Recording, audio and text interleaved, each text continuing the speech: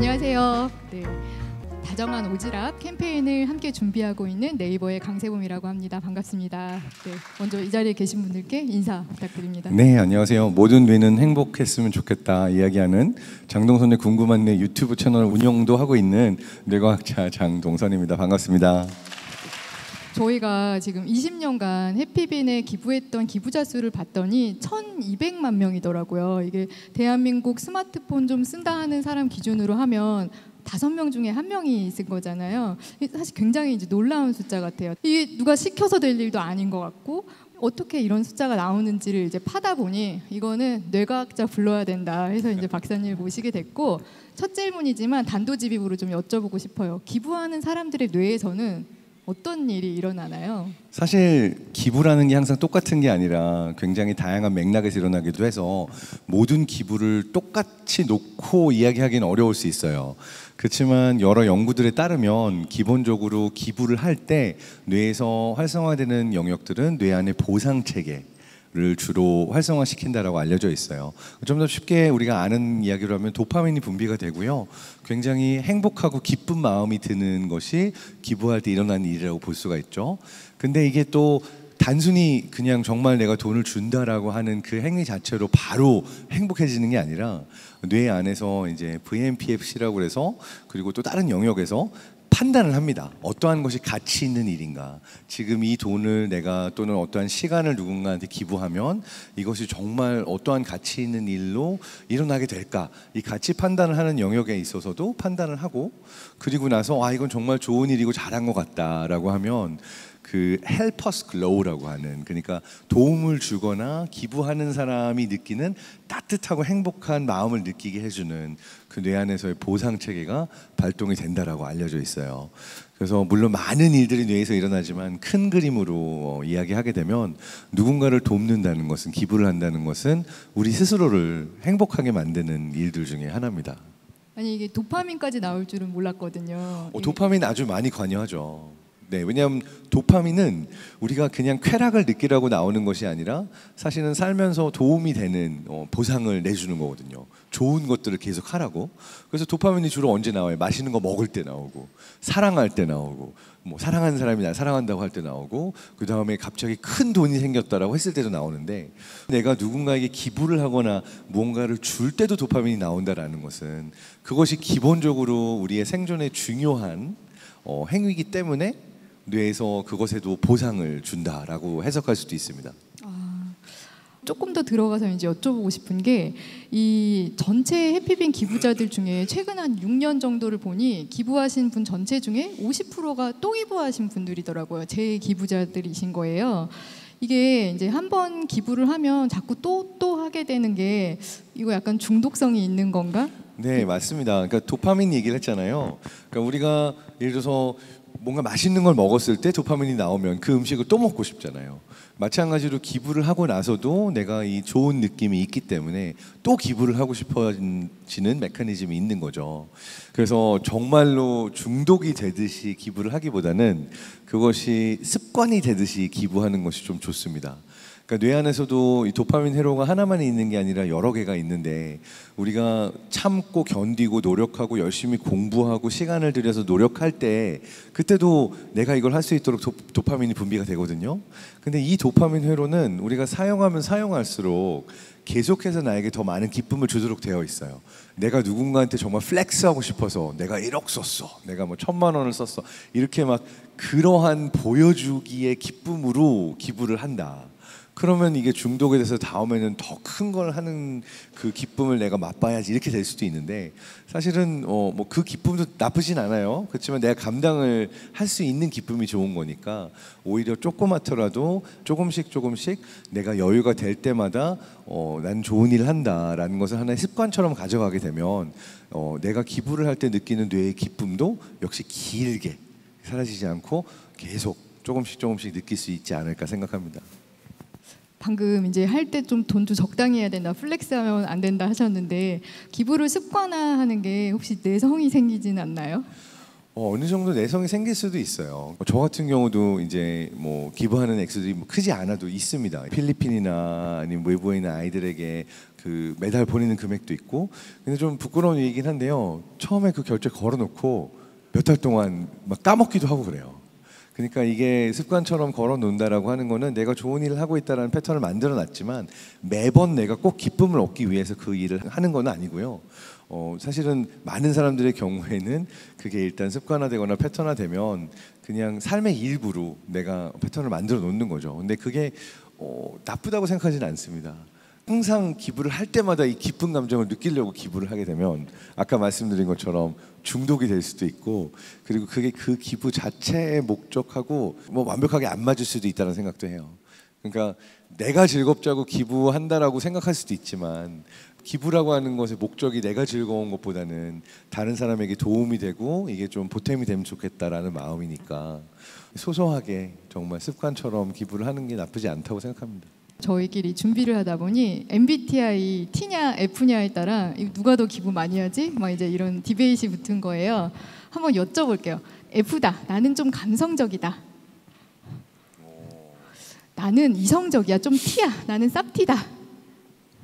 박사님도 네. T신가요? 저는 F인데. 저 완전 T입니다. 이 유형에 따라 T와 F 누가 더 기부를 많이 하나요? 사실 T와 F의 차이가 생각보다 기부에 있어서 그렇게 크진 않아요.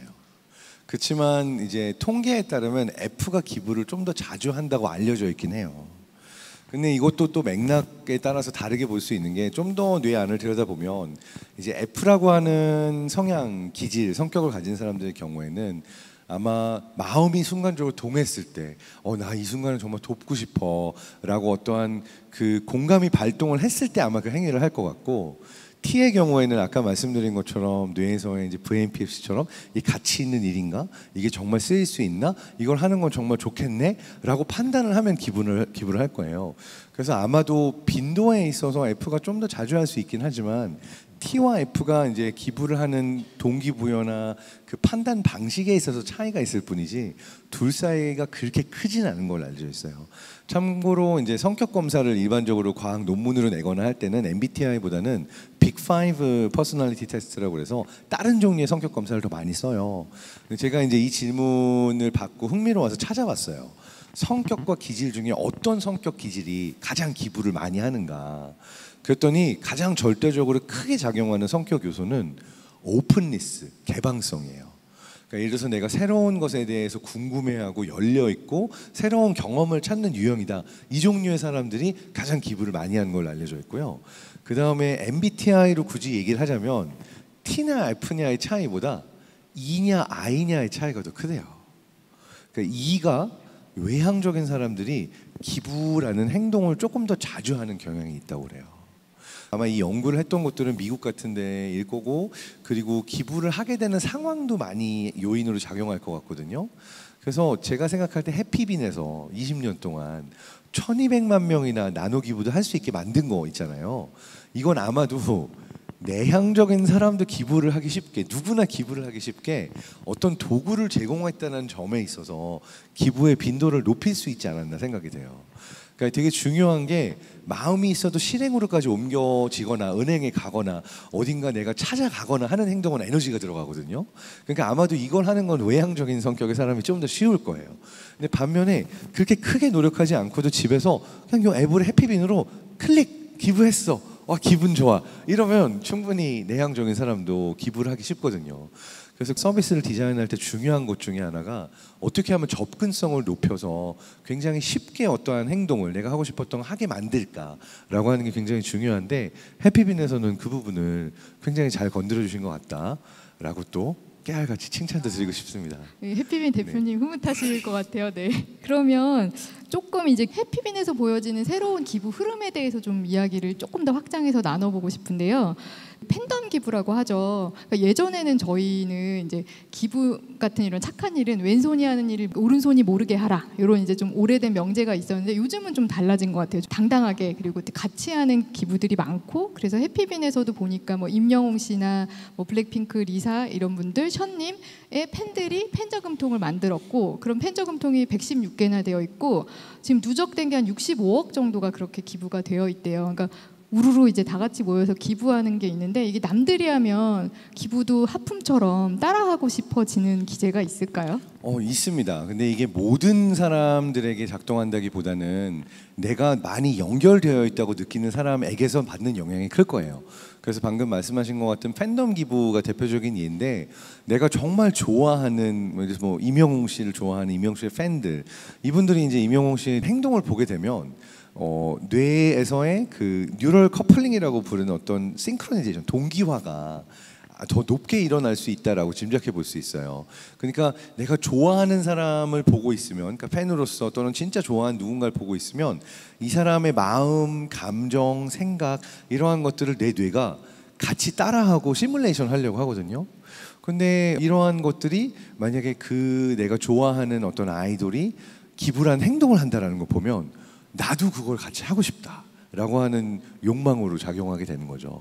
그리고 내가 정말 좋아하는 나만의 영웅이, 나만의 어떤 아이돌이 하는 일을 나도 했다라고 하는 순간 나는 특별한 연결감을 또 그 대상하고 느낀다라는 추가적인 보상도 받아서 기부를 한다라는 기쁨과 더불어서 내가 좋아하는 사람의 행동과 어떤 철학을 나도 실천했다라고 하는 기쁨이 합쳐져서 아마도 팬덤 기부가 되게 영향이 클 거라고 생각해요.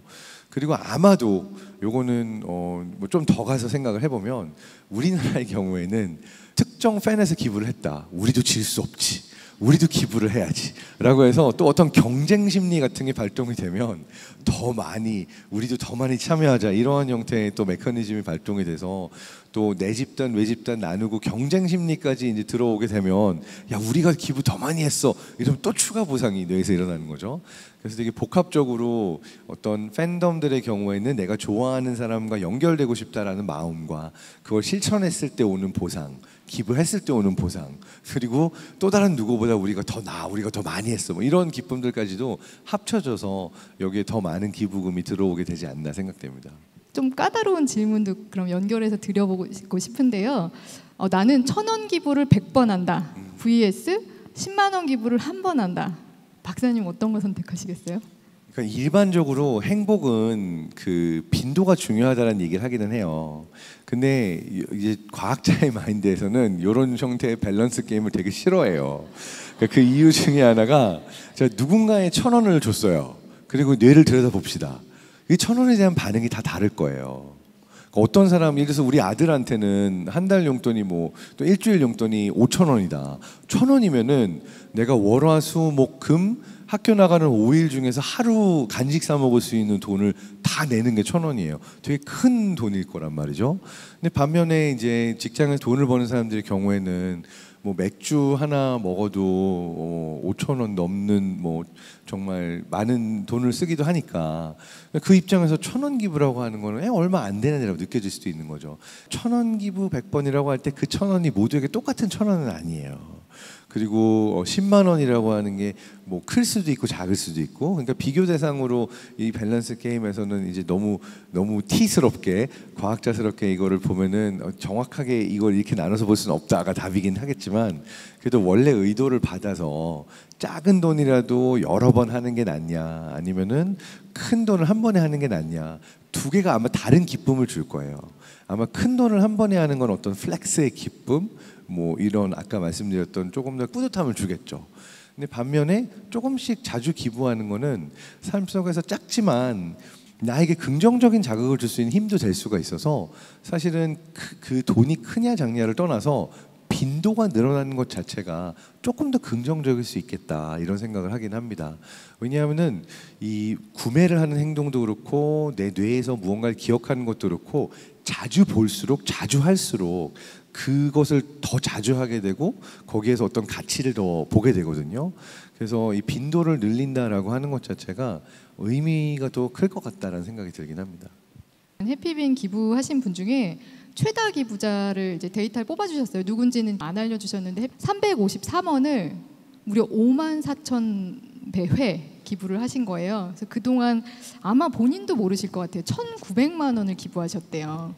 그러니까 제가 그냥 대충 산식으로 계산해도 하루에 한 5번에서 7번씩 기부하신 거니까 그냥 거의 스트레칭 하듯이 기부하신 것 같거든요. 그래서 말씀하셨던 그 효과가 아닌가. 막 그런 걸 수도 있죠. 아우 나 지금 좀 기분이 다운되려고 하네. 기부.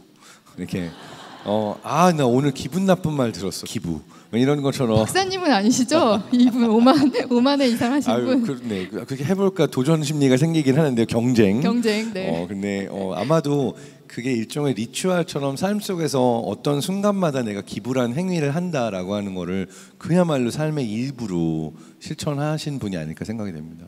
아까 공감 얘기도 좀 하셔서 하나 좀 일화를 좀 소개를 시켜드리고 싶어요. 광고에 되게 유명한 대가이신 데이비드 오길비 씨가 실제로 있었던 일화래요. 아마 아시는 분들도 있을 텐데 길을 가다가 장님이 이제 길거리에서 국어를 하는데 너무 이제 유명한 그냥 우리가 흔히 떠올릴 수 있는 편말이죠. 저는 장님입니다. 한 푼만 도와주세요라고 편말이 되어 있던 걸 이 데이비드 오길비 씨가 보고 카피를 바꿔준 거예요. 오늘은 아름다운 날인데 저는 볼 수 없네요라고 했더니 그 빈통이 몇 시간 만에 가득 찼다고 하는 아주 유명한 일화가 있거든요. 이게 제가 보기에는 사실 같은 얘기거든요. 같은 기부에 대한 요청인데 사람들이 더 공감하게 하는 기부의 발동 기제가 있는지 힌트를 주시면 좋을 것 같아요. 네, 이게 되게 재밌어요. I'm blind, please help. 나는 지금 눈이 안 보이는데 도와줘라고 하는 거는 그냥 내가 이렇게 상태가 이런데 너가 도와줬으면 좋겠어라고 되게 직접적으로 어필을 하는 거잖아요. 그러니까 누군가는 이걸 보고 정말 안 보여서 좀 힘들겠다 생각할 수도 있지만 다른 사람의 고통에 내가 바로 반응하는 정서적 공감 메커니즘은 언제 발동이 되냐면은 내가 상대와 연결점이 있고 비슷하다고 느낄 때 그 공감이 많이 발동이 돼요. 근데 나는 눈이 보이고 이 사람은 안 보인다라고 하는 거는 조금 다르게 보여서 바로 이 사람의 상황에 내가 감정이입이 안 될 수도 있어요. 또 정서적 공감 같은 경우에는 안 보이니까 너무 힘들고 아프겠다. 그렇지만 그 감정이 나에게서 또 어떤 고통스러운 좀 불편한 마음을 일으키면 또 피하고 싶어하는 기세들도 있어요. 그래서 오히려 TV에서 막 안 좋은 뉴스 나오면 저 못 보겠어라고 끄는 사람들도 있고. 근데 반면에 It's a beautiful day and I can't see it이라고 하는 거는 정말 아름다운 날인데 내가 볼 수 없네요. 이거는 내가 눈이 보이고 안 보이고를 떠나서 나도 저렇게 보이지 않는다면 이렇게 아름다운 날이 너무 힘들겠는데라고 다른 사람들에게도 공통적으로 존재하는 어떤 경험으로 나와 연결되게 만드는 문장이거든요. 그래서 이거는 이제 퍼스펙티브 테이킹, 그러니까 딴 사람의 입장에서 생각하게끔 만드는 하나의 다리를 만들어준 말이라고 할 수가 있어요. 오늘은 너무나 아름다운 날인데 저는 그걸 볼 수가 없네요. 그러면 누군가가 그래, 이 사람이 내가 이 행동을 하면 그래도 이 아름다운 날이 조금 더 아름다워질까? 라고 이제 행동을 하게 만들 수도 있어서 단어 자체가 나와 타인을 구분짓게 만들기보다는 내가 상대와 약간 비슷하다, 우리 다 연결되어 있잖아, 이런 느낌을 주는 형태로 공감을 발동시킬 수 있을 때 아마도 효과가 좀 더 크지 않은가 조심스럽게 해석을 해봅니다. 삽티이신 박사님께도 작동하는 거군요, 이 뒤에 그러니까 거는. 저는 공감 이야기하면서 이제 자주 그 이야기하는 것 중에 하나가 우리가 일반적으로 이제 F적인 공감이라고 얘기하거나 공감이 안 되니라고 할 때 직접적인 감정적인 정서적인 공감을 얘기할 때가 많아요. 근데 이 정서적인 공감은 이게 장대익 교수님이 공감의 반경이라는 책에서도 얘기를 했던 내용이지만 나랑 비슷한 사람들에 대해서만 작동을 해요. 내 집단. 근데 외 집단, 나랑 다른 사람, 뭐 피난민, 동성연애자 또는 다른 고통을 겪은 사람에 대해서는 의외로 내가 이 정서적 공감이 바로 안 되는 경우들이 많아요. 그래서 우리가 오히려 공감의 반경을 넓히기 위해서 훈련해야 되는 거는 인지적 공감 메커니즘이에요. 쉽게 말하면 뭐냐면 이상한 변호사 우영우가 타고나면서부터 자동으로 다른 사람의 감정을 읽을 수는 없어요. 자폐 스펙트럼 장애를 갖고 있어서. 근데 이 얼굴은 이 느낌이구나, 다른 사람이 이 행동을 하면은 이런 의미가 있겠구나 라고 하는 걸 열심히 공부해서 외워서 그거를 삶 속에 적용시키잖아요. 내가 직접적인 정서적 공감을 못 느낀다고 해서 공감을 못하는 게 아니에요. 제가 볼 때 이상한 변호사 우영우는 엄청 공감 능력이 뛰어나요. 누군가를 도우려고 하는 마음과. 다만 그거를 내가 상대방하고 전혀 다른 사람이지만 상대방의 입장에서 느낀다면 어떨까라고 하는 거를 인지적 공감 메커니즘을 통해서 상대의 입장에서 생각해보는 훈련을 한 거죠. 저는 특히 대한민국에서는 후자의 훈련이 조금 더 많이 필요하다고 생각해요. 왜냐하면 우리가 팔이 안으로 굽는다고 그냥 우리랑 비슷한 사람, 내가 바로 마음이 가는 사람한테 너무너무 잘해줘요. 오지랖도 많이 부리죠. 근데 나랑 조금 다른 것 같다, 또는 뭐 심지어 다른 야구팀 팬이다, 다른 정당을 좋아한다 이러면 갑자기 나의 공감의 반경이 거기서 딱 끊기면서 지는 알아서 살려고 그래, 뭐 이런 마음으로 변할 때도 있거든요. 근데 이거를 저 사람은 왜 저런 신념을 가지고 왜 저렇게 믿고 저럴까, 그렇다고 해서 그 사람이 나쁘진 않을 수도 있지 않을까라고 하는 거를 우리가 좀 노력을 해서 인지적으로 그 사람의 입장에서 생각해 보려고 하면 사실은 또 다 우리가 생각보다 많이 연결되고 비슷한 사람들이에요. 그래서 이러한 광고 카피도, 방송도, 그리고 여러 어떤 언어, 우리가 사용한 언어에서도 보다 많은 연결의 언어가 있었으면 좋겠고, 이렇게 갈라치거나 나누거나 상대와 나의 다름을 느끼게 하는 언어는 효과적이지 않다, 이런 얘기도 하고 싶습니다. 이제 해피빈이 온라인에서 할 수 있어서 내향인 저 같은 사람들도 기부할 수 있어 좋았다, 너무 공감되는데요. 또 이제 젊은 세대들은 온라인 디지털 네이티브 세대라고 하잖아요. 온라인으로 세상을 많이 접하고 굉장히 빨리 많은 정보를 이제 접하게 되는데요. 그래서 기부에 국한하지 않고 젊은 세대들에게 오지랖이라고 하는 게 좀 의미가 달라질 것 같아요. 박사님이 보시기에는 이 젊은 세대의 오지랖은 좀 더 축소될까요? 아니면 확장될까요? 어때야 될까요? 좀 T로서 또 말씀을 드리면, 지금 현재로서 젊은 세대의 오지랖은 줄어들고 있는 추세인 것 같아요. 그러니까 서로가 서로에게 불편하게 생각하는 것들이 있어요. 예를 들어서 내가 도와줄까 이러다가도 어떤 마음으로 안 하냐면 그게 이 사람에게도 부담이 될 수 있어, 싫을 수도 있어 라는 생각들이 들죠. 그러니까 서로가 서로의 삶에 웬만하면은 나도 간섭받기 싫고 너도 간섭하지 마, 이러한 것들이 약간 조금 더 스탠더드로 들어오는 것 같아요. 그 이유 중에 하나는 아마도 이제 사회 구조가 변하면서 우리가 핵가족화가 됐잖아요.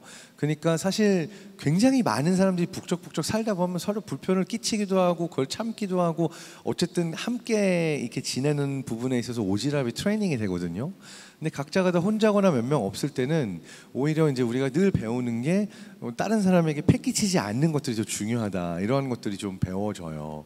근데 그마저도 사실은 온라인으로 가게 되면 특히 이제 2010년대, 15년대 이후에 어떤 그 사회적 연결, SNS를 많이 경험한 세대의 경우에는 사실 온라인으로 만나는 사람의 숫자가 오프라인으로 하루 종일 만나는 사람의 숫자보다 훨씬 많잖아요. 그러니까 인스타, 카톡, 뭔가 내 온라인으로 소통하는 사람은 수십 명이어도 사실 하루 종일 내가 어떤 이야기를 나누는, 얼굴 보는 사람의 숫자는 훨씬 적거든요. 그러다 보니까 우리가 좀 익숙해지는 게, 봤다가 끌 수도 있고 뭐 덮을 수도 있고, 이렇게 너무 부담 주지 않는 관계들이 더 익숙해진 게 젊은 세대인 것 같아요. 근데 이러한 어떤 경험으로 인해서 생기는 패턴 때문에 사실은 오지랖이 줄어들게 되면서 한 명 한 명의 마음이 더 힘들긴 한 것 같아요. 그러니까 전반적인 수치를 보면은 이 세대가 불안 수치가 더 높고 우울이 더 높고 정신 건강이 더 취약하고 자살률도 더 높아요. 근데 그 배후에 있는 게 사람이랑 같이 있건 혼자 있건 되게 큰 외로움을 다 안고 살아요. 그러니까 19세, 39세 사이의 청년들 대상으로 했던 어떤 통계에 따르면 한 달 동안 단 한 사람에게도 속마음을 이렇게 깊이 털어놓을 수가 없었다라고 얘기했던 청년들이 10명 중 7명이었어요. 그러니까 뭐 일로 만나고 학교 가고 이러긴 하지만 내 속마음을 이렇게 진솔하게 털어놓을 만한 상대가 한 명도 없었던 거예요. 근데 이러한 추세가 점점 커지고 있어요. 그런 의미에서 저는 오지랖이라는 게 이제 기부를 넘어서서 되게 중요하다고 생각하는 게, 오지랖이라고 하는 것은 내 뇌가 담을 수 있는 세상의 그릇을 넓히는 연습인 것 같아요. 그러니까 내가 계속해서 늘 온라인에서만 보던 사람 보고 보이는 뉴스만 보고, 그리고 불편하면은 사람들하고 손절하고 그냥 편한 관계만 유지한다라고 하는 것은 내 뇌가 점점 품을 수 있는 세상이 좁아지게 만들거든요. 근데 이렇게 내 뇌가 품을 수 있는 세상이 좁아지면 내가 그냥 외로워지는 거와 더불어서 난 더 억울함이 많고 화가 많고 불행하고 내가 왜 이런지 모르겠는 그러한 상태로 빠져들어요. 반면에 내가 오지랖을 부려서 누군가랑 이렇게 만나고 내 뇌가 이 사람은 나랑 전혀 다르게 생각하지만 그래도 한번 받아들여 보자, 이렇게 하면은 뇌에서의 사회적인 신호를 읽는 영역들이 계속 활성화가 더 많이 되니까 딴 사람을 좀 더 품게 되고 오해를 덜 해요. 근데 내가 나 혼자만 있으면서 사람들의 관계를 끊고 오지랖을 안 부리면 우연히 누군가랑 부딪히는 상황에 가게 되면은 되게 잘 삐지고 상처받고 긁히고, 저 사람 나 지금 무시했지, 지금 저거 나 들으라고 한 얘기 아니야, 이러면서 그 의도가 아닌데도 되게 상처받아요. 그럼 또 인간이 보기 싫어요. 또 혼자 있어요. 혼자 있으니까 사회적인 신호를 해석한 네트워크가 활성화가 줄어들어요. 다음에 만나면 더 긁혀요. 더 외로워져요. 더 슬퍼져요. 이게 악순환이거든요. 근데 이 악순환을 벗어나는 되게 간단한 방법이 다정한 오지랖이에요. 예를 들어서 에이 그래 넌 힘드니까 나한테 그런 말 했겠지. 얘다 너 이거 맛있는 거 하나 더 먹어라. 우리 뭐 하나 하자라고 이렇게 가면은 이 사람은 되게 좋아하고 그럼 나도 뿌듯하고 그럼 다음번에 누군가를 받아들일 수 있는 여유가 조금 늘어요. 그럼 딴 사람이 날 볼 때 되게 좋은 사람이네. 나도 좋아. 그럼 다음번에 또 여유가 생기니까 누군가를 품어줄 수 있는 마음이 더 커져요. 그러면은 반대로 선순환이 되면서 내가 조금 더 행복해지고 더 연결이 늘어나고 내 뇌가 담을 수 있는 세상의 그릇이 커지는 거예요. 그래서 저는 이게 사소한 차이가 다정한 오지랖에서 나온다고 생각해요. 오지랖 얘기를 많이 하시니까 네. 갑자기 하나만 여쭤보고 싶은데 네네. 박사님 한 3개 국어, 4개 국어 하신다고 들었는데 3개 국어는 진짜 모국어처럼 합니다. 네. 근데 사실은 그 외에 한 10개 국어 정도를 흉내는 내요. 그러면 질문 드려. 이런 분 만나기 쉽지 않잖아요. 그 이제 언어에 문화가 담긴다고 하잖아요. 오지랖이라는 단어가 한국적인 건지 그리고 그 단어가 아니고 실제 오지랖이라는 그 개념도 굉장히 한국적인 현상이라고 봐야 될지 궁금하거든요. 저 되게 한국적인 것 같아요. 되게 한국적인 것 같고 특히 가장 번역이 안 되는 말이 오지랖과 더불어서 정이에요. 정. 저는 정들었다라는 말이랑 오지랖이랑 상당히 연관점이 많은 것 같아요. 그러니까 이걸 저는 개인적으로 언제 경험했냐면요. 그러니까 독일에 있을 때 방에서 나가지도 않고 진짜 정신 상태, 멘탈이 완전 무너진 시기가 있었어요. 근데 만약 그때 한국에 있었잖아요. 그러면은 좋건 싫건 친구들이 저의 핑계를 인정하지 않고 뭐래 빨랑 나와. 얼른 후딱 나와서 같이 밥 먹어야지. 막 그러니까 불편할 정도로 나의 삶에 들어와서 나를 끌고 가는 친구들이 또는 가족이 그냥 가족이란 친구란 이유로 늘 있었던 것 같아요. 한국은 문화 그렇지 않아요? 그러니까 오히려 이게 나 좀 내버려둬라는 마음이 클 정도로 사실은 서로가 서로에게 선 넘어서까지 챙겨주는 그런 문화들이 좀 있죠. 근데 외국에서는 기본적으로는 안 그런 친구들도 있지만 그냥 손 내밀었는데 안 잡아? 그럼 알아서 네가 언젠가 나오겠지라고 서로의 어떤 개인의 경계를 되게 철저하게 지켜줘요. 그게 편한 것도 있지만 더 외로워지는 것도 많아요. 근데 제가 볼 때는 한국이 그 서양에서의 그 외로워지는 사회로 서서히 가고 있어요. 조금 선을 넘더라도 서로에게 손을 내밀어주고 같이 가는 그 오지랖은 다정한 오지랖은 포기하지 않았으면 좋겠어요. 마무리하면서 박사님께 나에게 다정한 오지랖이란 뭐다? 한번 정의해 주실 수 있을까요? 말씀드렸던 것 같은데 다정한 오지랖이란 나의 뇌가 세상과 연결될 수 있게 내 뇌가 담을 수 있는 세상의 그릇을 크게 하기 위한 행위. 그러니까 오지랖을 부림으로 인해서 내가 품을 수 있는 사람들과의 관계와 또 세상과의 연결이 더 탄탄해진다. 저는 이렇게 생각합니다. 네, 알겠습니다. 여러분도 돌아가실 때 한번 나에게 다정한 오지랖이란 뭐다?